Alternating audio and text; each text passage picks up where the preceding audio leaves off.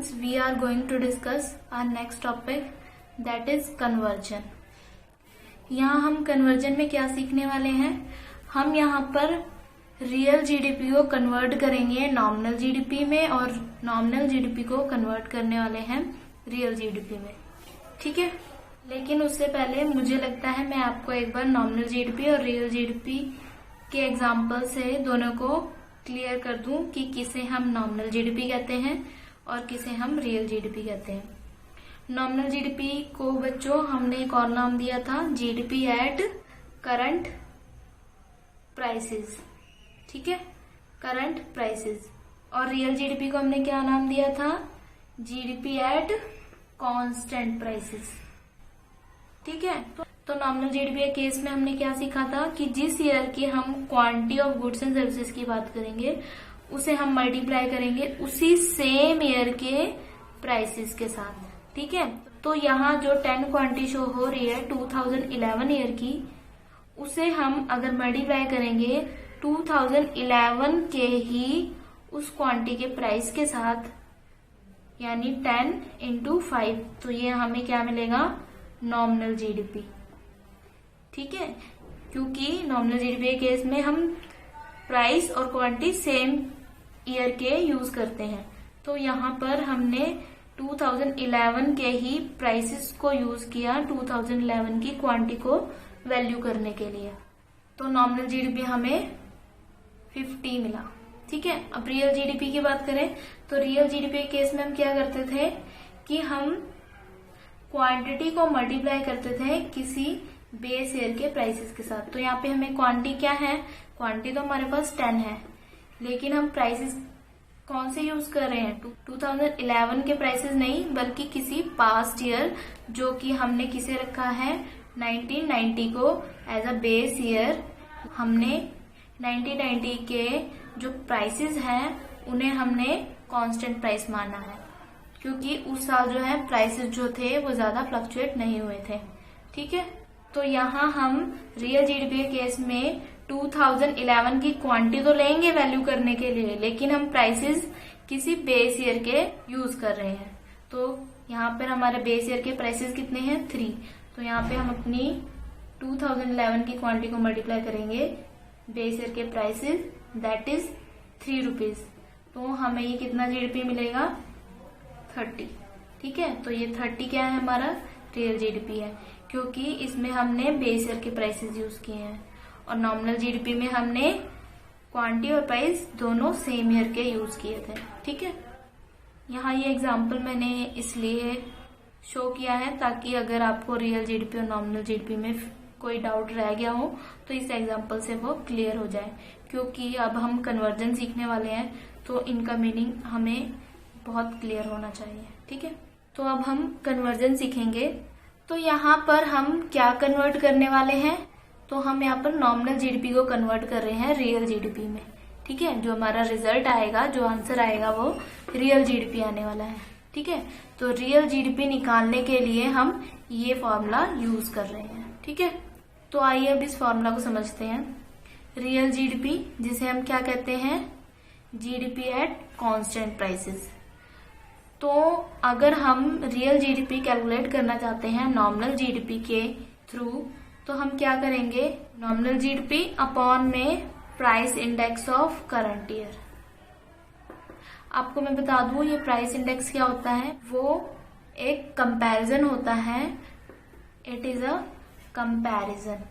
Comparison between prices of 2 years. So price index जो होता है वो कंपैरिजन होता है, comparison between the prices of any 2 year. जब हम किसी 2 सालों के प्राइसेस को कंपेयर करते हैं कि ईयर ए का प्राइस जो है वो कितना इंक्रीज या डिक्रीज हुआ है as compare to year B, तो हम इस कंपैरिजन को प्राइस इंडेक्स कहते हैं. ठीक है, जब हम कहते हैं ना कि हाँ पुराने टाइम में प्राइस इतना था और आज के टाइम पे प्राइस इतना है, तो ये हम क्या कर रहे हैं? कंपैरिजन कर रहे हैं. तो जब हम ये कहते हैं ना कि पुराने टाइम से आज के टाइम पे 10% या 20% प्राइस जो है वो इंक्रीज हो गया है, तो वो क्या है? प्राइस इंडेक्स ही है. ठीक है, जब हम कंपेयर कर रहे हैं 2 ईयर्स के प्राइसेस को. ठीक है, तो यहाँ हम नॉमिनल जीडीपी को रियल जीडीपी में कन्वर्ट करने के लिए क्या करने वाले हैं, नॉमिनल जीडीपी के अपॉन में हम क्या लेंगे, price index of nominal GDP. ठीक है, कि नॉमिनल जीडीपी के अपॉन में हम क्या लेने वाले हैं, नॉमिनल जीडीपी के ही प्राइस इंडेक्स को लेंगे। ठीक है, इसीलिए हमने यहाँ पे प्राइस इंडेक्स के साथ क्या लिखा है, CY। CY means current year. ठीक है, तो जो भी करंट ईयर का प्राइस इंडेक्स होगा उसे हम क्या करेंगे, नॉमिनल जीडीपी के डिनोमिनेटर में लेंगे। ठीक है, और यहाँ पर हम मल्टीप्लाई किससे करने वाले हैं, यहाँ पर हम मल्टीप्लाई करेंगे बेस ईयर के प्राइस इंडेक्स के साथ, क्योंकि हमें यहाँ पर रियल जीडीपी निकालना है और रियल जीडीपी किसके बेसिस पे आता है, बेस ईयर के बेस पर। तो इसलिए हम यहाँ पर नॉमिनल जीडीपी को कन्वर्ट करने के लिए बेस ईयर के प्राइस इंडेक्स से मल्टीप्लाई करेंगे। ठीक है, तो इस फॉर्मूला को एक बार दोबारा देख लेंगे, क्योंकि हम यहाँ पर रियल जीडीपी कैलकुलेट करने वाले हैं, नॉमिनल जीडीपी को कन्वर्ट करेंगे इनटू रियल जीडीपी में। तो यहाँ पे नॉमिनल जीडीपी के अपॉन में हम क्या लेंगे, price index of current year. ठीक है, क्योंकि नॉमिनल जीडीपी भी करंट ईयर का है, तो प्राइस इंडेक्स भी हम इसके डिनोमिनेटर में करंट ईयर का ही लेंगे और हम इसे मल्टीप्लाई कर देंगे किससे, बेस ईयर के प्राइस इंडेक्स से, क्योंकि हमने रियल जीडीपी निकालना है और रियल जीडीपी बेस ईयर के बेसिस पे निकलता है। तो हम यहाँ पर इस नॉमिनल जीडीपी को मल्टीप्लाई भी किससे करने वाले हैं, बेस ईयर के प्राइस इंडेक्स के साथ। ठीक है, तो ये इजी सा है, आपको बस इतना याद रखना है कि अगर हम रियल जीडीपी में कन्वर्ट कर रहे हैं तो हमें बेस ईयर के प्राइस इंडेक्स से मल्टीप्लाई करना पड़ेगा। ठीक है, तो आई होप आपको ये फॉर्मूला समझ आया होगा। अब इस फॉर्मूला से रिलेटेड कुछ इम्पोर्टेंट नोट्स हम देख लेते हैं। Current year price index is always given in the question. ये पॉइंट क्या कह रहे हैं कि जो करंट ईयर का प्राइस इंडेक्स होगा वो हमें ऑलवेज क्वेश्चन में गिवन होगा। ठीक है, जैसे कि यहाँ पे हमें करंट ईयर का प्राइस इंडेक्स शो हो रहा है, तो ये करंट ईयर का प्राइस इंडेक्स हमें क्वेश्चन में हमेशा गिवन होगा। और बेस ईयर का प्राइस इंडेक्स जो होगा वो क्या होगा, ऑलवेज 100 होगा। ठीक है, ये जो बेस ईयर का प्राइस इंडेक्स होता है ये हमेशा ही 100 होगा। जो करंट ईयर का प्राइस इंडेक्स होता है वो चेंज होता रहता है, लेकिन बेस ईयर का प्राइस इंडेक्स जो होगा वो 100% ही होगा। अब ये 100 क्यों होगा, ये सोचने वाली बात है। अगर मैं ईयर 2000 के प्राइसेस की बात करूंगी, तो अगर मैं ईयर 2000 के प्राइसेस को कंपेयर करूंगी खुद ही के प्राइसेस के साथ, तो इसकी परसेंटेज कितनी आएगी, ऑब्वियसली 100 ही आएगी। ठीक है, तो अगर हम किसी ईयर के प्राइसेस को कंपेयर कर रहे हैं उसी सेम ईयर के प्राइसेस के साथ, तो ऑब्वियसली ये परसेंटेज तो 100 ही होगी ना। तो क्योंकि प्राइस इंडेक्स मैंने क्या कहा था, कंपैरिजन होता है, तो ऑब्वियसली अगर हम किसी ईयर के प्राइसेस को कंपेयर करेंगे उस सेम ईयर के प्राइसेस के साथ, तो चेंज तो कुछ आएगा ही नहीं ना, तो वो कितना आएगा, हमेशा 100। ठीक है, तो इसलिए बेस ईयर का प्राइस इंडेक्स हमेशा 100 होता है।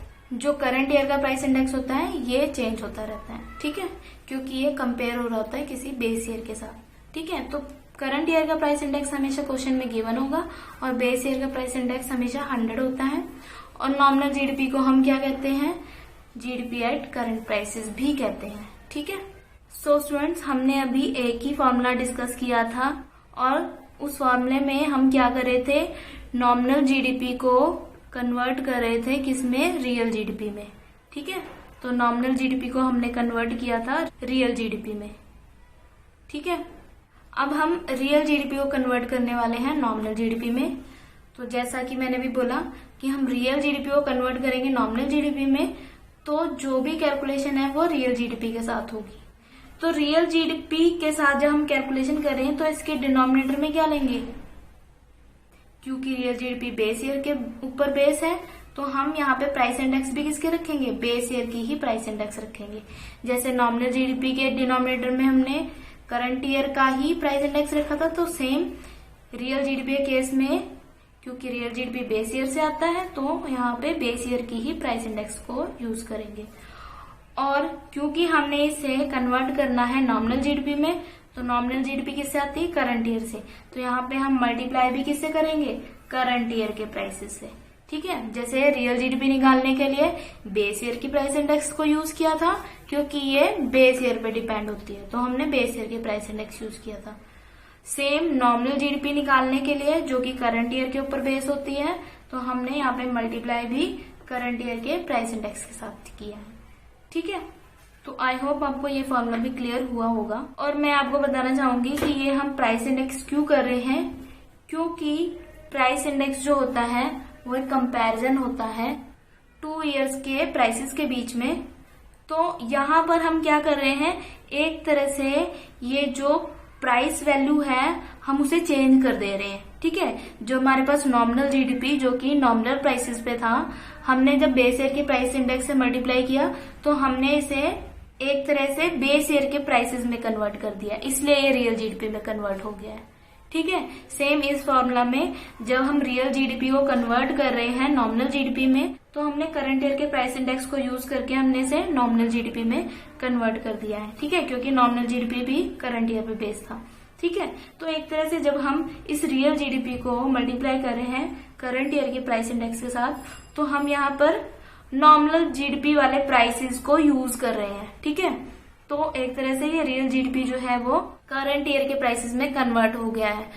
और जब ये रियल जीडीपी करंट ईयर के प्राइसेस में कन्वर्ट हो गया है तो ये नॉमिनल जीडीपी में कन्वर्ट हो गया है। ठीक है, तो यहाँ पर जो हम प्राइस इंडेक्स मल्टीप्लाई कर रहे हैं वो प्राइस इंडेक्स क्या शो करता है कि हम यहाँ पर जो जीडीपी है उसे हम उस ईयर के प्राइसेस में कन्वर्ट कर रहे होते हैं। ठीक है, तो मैंने यहाँ पर आपको ये भी क्लियर कर दिया कि क्यों हम इस कन्वर्जन के लिए प्राइस इंडेक्सेस को यूज कर रहे हैं। ठीक है, तो आई होप आपको ये कन्वर्जन के दोनों फॉर्मूलाज क्लियर हुए होंगे। ये फॉर्मूला ऐसे ही रहने वाला है, लेकिन बाय चांस आपको क्या होता है कि यहाँ पर मिसिंग वैल्यू आ जाती है।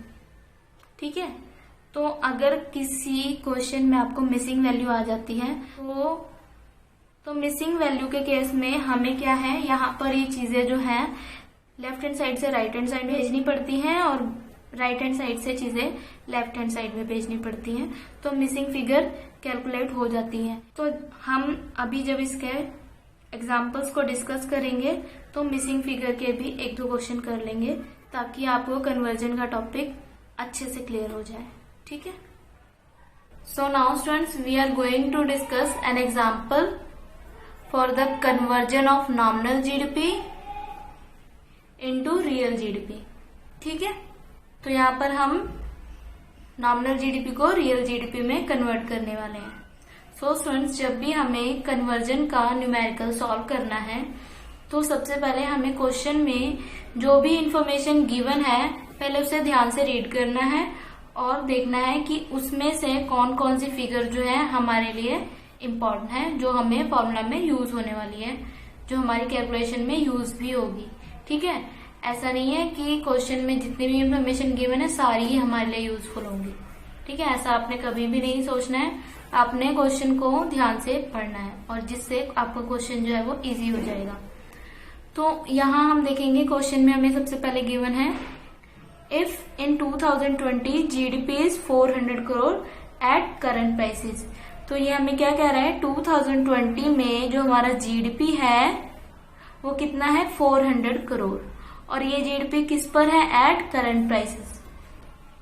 तो ये जीडीपी हमारा कौन सा जीडीपी होगा, हमने 2 टाइप के जीडीपी पढ़े हैं, क्योंकि ये जीडीपी करंट प्राइसेस पे है।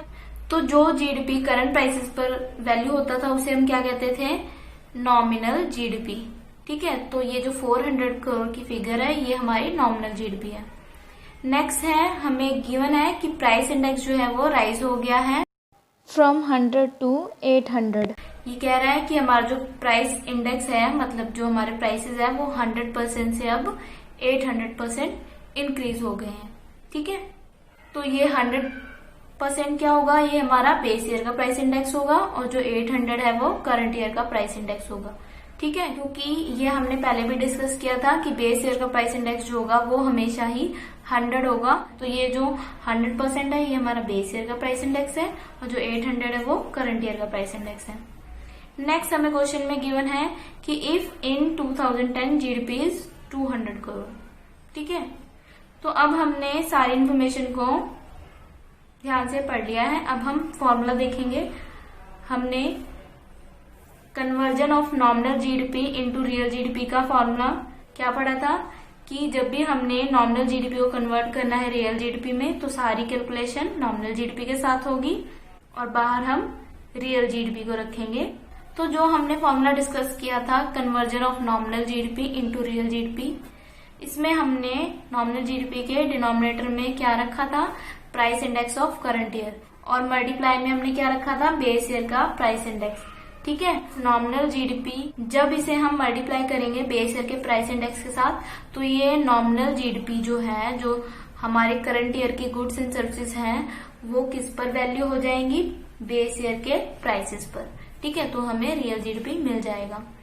तो अब हमें फॉर्मूला के अकॉर्डिंग इन फिगर्स को इस इंफॉर्मेशन में ढूंढना है। तो नॉमिनल जीडीपी क्या है हमारे पास स्टूडेंट्स, 400 करोड़, क्योंकि ये जीडीपी एट करंट प्राइसेस है तो 400 करोड़ जो है हमारा नॉमिनल जीडीपी है।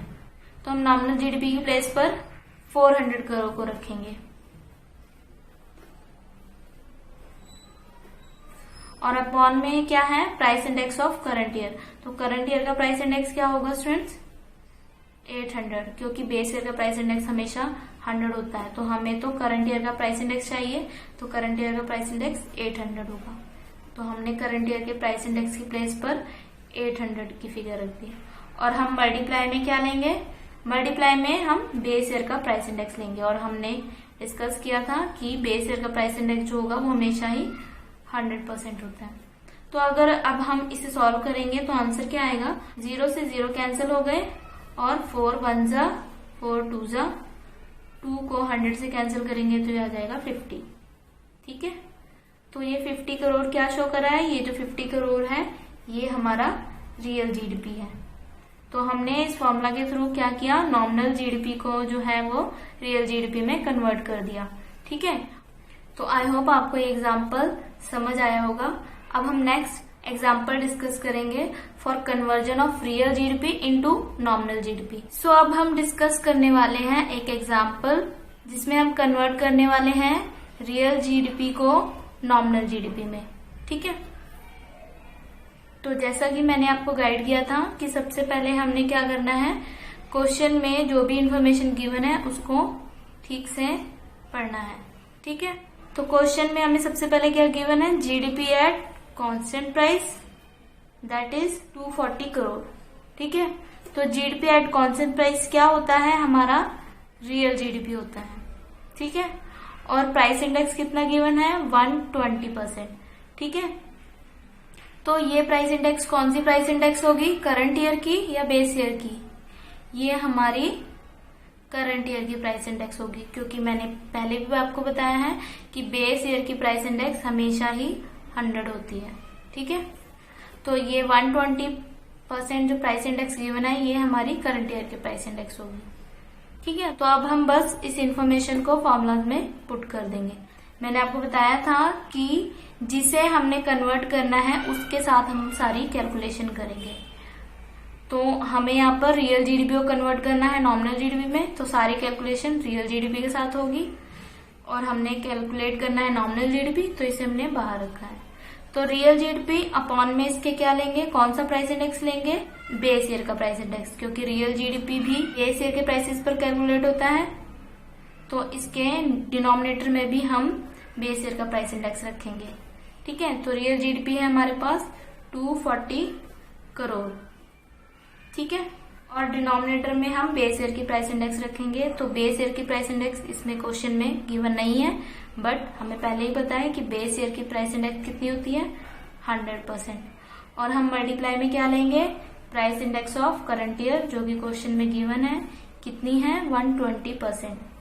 ठीक है, और मैंने आपको पहले ही बताया है कि जब हम इस रियल जीडीपी को मल्टीप्लाई करते हैं करंट ईयर के प्राइस इंडेक्स के साथ, तो ये रियल जीडीपी की गुड्स एंड सर्विसेज कन्वर्ट हो जाएंगी करंट ईयर के प्राइसेस में। और जब ये goods and services current year के प्राइसेस में कन्वर्ट हो जाएंगी तो ये नॉमिनल जीडीपी में कन्वर्ट हो जाएगा। ठीक है, तो अब हम इन फिगर्स को सॉल्व कर लेंगे। 0 से 0 कैंसिल हो गया, इस 0 से ये 0 कैंसिल हो गया। ठीक है, तो नीचे तो कुछ नहीं बचा है, तो हम बस 12 को 24 से मल्टीप्लाई कर देंगे। 12 4 जा 48, 12 2 जा 24 प्लस 4, तो ये कितना आ जाएगा हमारे पास 28।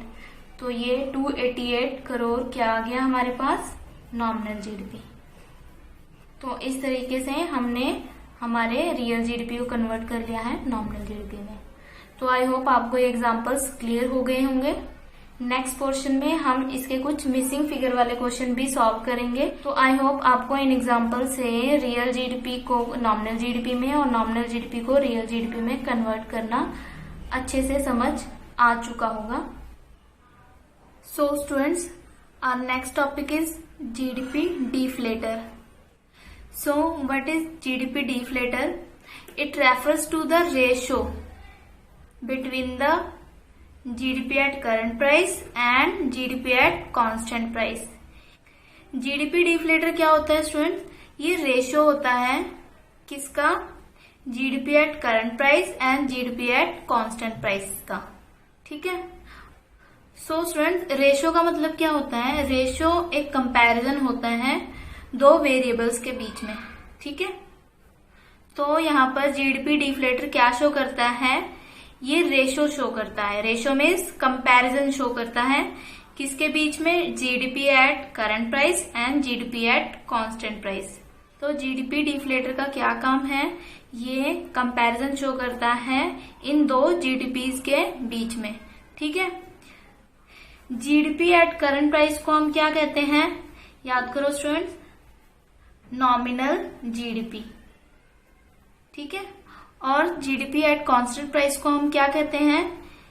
रियल जीडीपी, ठीक है। तो हम ये कह सकते हैं कि जीडीपी डिफ्लेटर जो होता है वो रेशियो होता है किसके बीच में? नॉमिनल जीडीपी और रियल जीडीपी के बीच में, ठीक है। जीडीपी डिफ्लेटर जो है वो कंपैरिजन शो करता है nominal GDP and real GDP के बीच में, ठीक है। और ये क्या शो करता है? It shows the change in GDP. ये चेंज शो करता है दो जीडीपी के बीच में, जो कि किसकी वजह से आया है? Due to change in prices. कि प्राइसेस के चेंज होने की वजह से दो जीडीपीज में कितना चेंज आया है, ये शो करता है जीडीपी डिफ्लेटर, ठीक है। फॉर एग्जाम्पल, एक फैन जो 10 साल पहले हमें 2000 का मिल रहा था, वो आज के टाइम पे सेम फैन हमें 2000 का नहीं मिलेगा, वो फैन हमें 10,000 तक का मिलेगा, ठीक है। तो ये क्या शो कर रहा है कि प्राइस लेवल में चेंजेस आ गया है, ठीक है। तो टाइम के साथ प्राइस लेवल में चेंज आता रहता है। तो ये जीडीपी डिफ्लेटर क्या शो करता है कि प्राइस लेवल के चेंज होने की वजह से जीडीपी में कितना चेंज आया है, ठीक है। नेक्स्ट पॉइंट है कि जीडीपी डिफ्लेटर जो होता है ये प्राइस इंडेक्स के जैसा ही होता है, ठीक है। GDP deflator is same as price index, ठीक है। प्राइस इंडेक्स में हम क्या करते हैं? हम कंपैरिजन कर रहे होते हैं ना दो प्राइसेस के बीच में। तो सेम यहाँ पर भी तो क्या हो रहा है? वहां पे डायरेक्टली हम प्राइसेस के बीच में कंपैरिजन करते हैं प्राइस इंडेक्स में, कि करंट ईयर के प्राइसेस को कंपेयर करते हैं किसी पास्ट ईयर के प्राइसेस के साथ, ठीक है। तो वो प्राइस इंडेक्स शो करता है। तो सेम यहाँ पर जीडीपी डिफ्लेटर भी क्या है? प्राइस इंडेक्स ही है। प्राइस इंडेक्स में हम डायरेक्टली प्राइसेस का कंपैरिजन कर रहे होते हैं, और यहाँ पर जीडीपी डिफ्लेटर में क्या हो रहा है कि इन प्राइसेस जिनके थ्रू हमने जीडीपीज कैलकुलेट किए हैं उन जीडीपीज को कंपेयर कर रहे हैं, ठीक है। तो इसका मतलब क्या हुआ कि जीडीपी डिफ्लेटर जो है वो सेम एज प्राइस इंडेक्स जैसा ही हुआ, ठीक है। क्योंकि प्राइस इंडेक्स में हम डायरेक्टली प्राइसेस को कंपेयर कर रहे थे, और यहाँ जीडीपी डिफ्लेटर में इन प्राइसेस से हमने जो नॉमिनल जीडीपी और रियल जीडीपी कैलकुलेट किए हैं, हम यहाँ जीडीपी डिफ्लेटर में नॉमिनल जीडीपी और रियल जीडीपी को कंपेयर कर रहे हैं, ठीक है। तो हम कह सकते हैं कि जीडीपी डिफ्लेटर जो है वो प्राइस इंडेक्स जैसा ही होता है, ठीक है। तो जीडीपी डिफ्लेटर का फॉर्मूला क्या होगा? GDP deflator is equal to GDP at current price upon GDP at constant price into 100। तो यहाँ हम 100 से मल्टीप्लाई करके क्या शो कर रहे हैं कि इन दो जीडीपीज में कितना % चेंज आया है, ठीक है। कि यही जीडीपी जो एक कांस्टेंट प्राइसेस पर वैल्यू किया गया था उसमें कितना चेंज आया है जब हम इस सेम जीडीपी को वैल्यू कर रहे हैं करंट प्राइस पर, तो हमारे जीडीपी में कितना परसेंट चेंज आया है, 10%, 20%। तो इस परसेंटेज चेंज इन जीडीपी को हम क्या कह रहे हैं, जीडीपी डिफ्लेटर।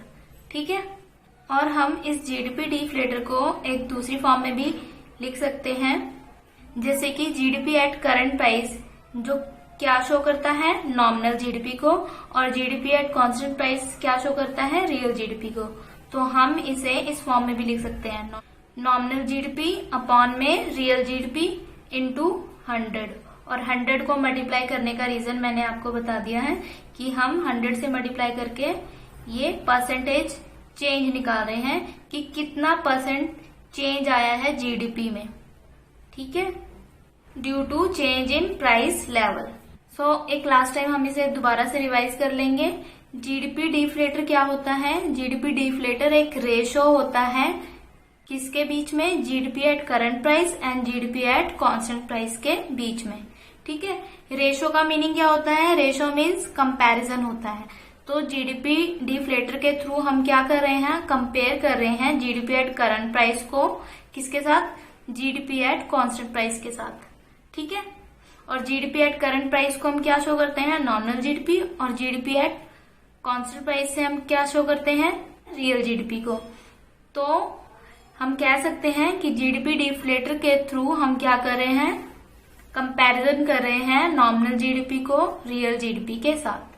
ठीक है, और जीडीपी डिफ्लेटर क्या शो करता है, ये परसेंटेज चेंज शो करता है इन जीडीपी, कि जीडीपी में कितना परसेंट चेंज आया है due to change in price level, कि प्राइस लेवल के चेंज होने की वजह से जीडीपी में कितना परसेंट चेंज आया है, इसे हम जीडीपी डिफ्लेटर कहते हैं। ठीक है, क्योंकि प्राइस जो है वो क्या है, with the period of time price level जो है वो चेंज होता रहता है।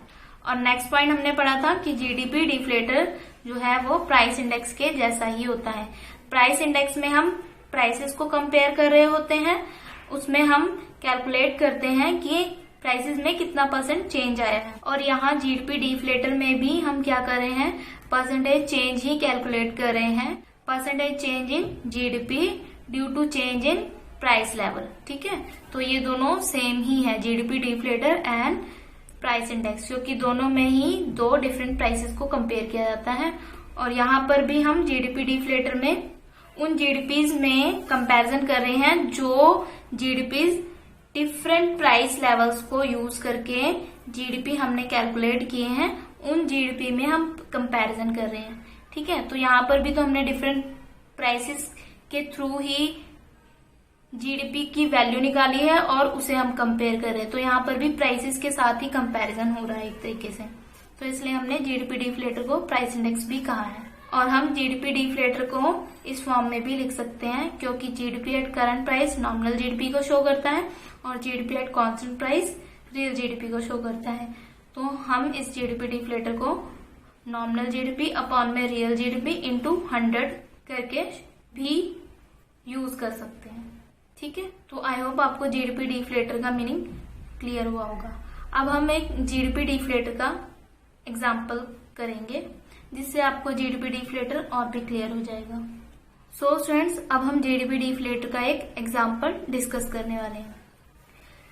तो यहाँ पर हमें क्या गिवन है, if real GDP is 400 and nominal GDP is 440। तो जीडीपी डिफ्लेटर का हमने फॉर्मूला पढ़ा था, क्या फॉर्मूला था, नॉमिनल जीडीपी अपॉन में रियल जीडीपी इंटू 100।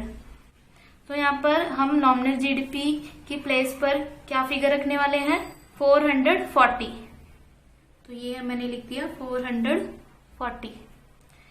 फिर रियल जीडीपी की प्लेस पर हम कौन सी फिगर लिखेंगे, ये 400। ठीक है, तो अपॉन में हमने लिख दिया 400 इंटू 100। तो अब इसे सॉल्व करेंगे हम। ठीक है, 100 से 100 कैंसिल हो गया और यहाँ से हम 4 से कैंसिल करेंगे तो 4 1 जा 4 1 जा, तो ये कितना आंसर आया, 110%। ठीक है, तो ये 110% क्या शो कर रहा है कि हमारे जीडीपी में 110% का चेंज आया है।